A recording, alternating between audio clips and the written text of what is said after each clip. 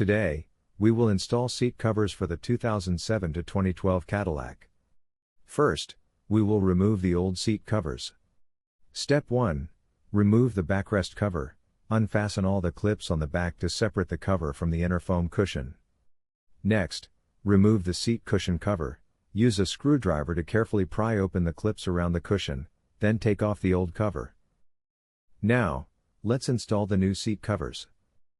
Start by securing the cushion cover. Place the new cushion cover smoothly over the cushion, ensuring the fabric is fully spread out.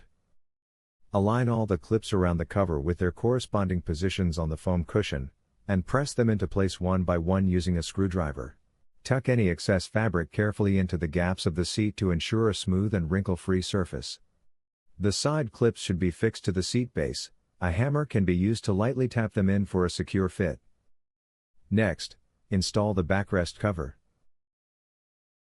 Stretch the backrest cover and drape it over the foam cushion, ensuring it fits evenly and conforms to the shape of the foam.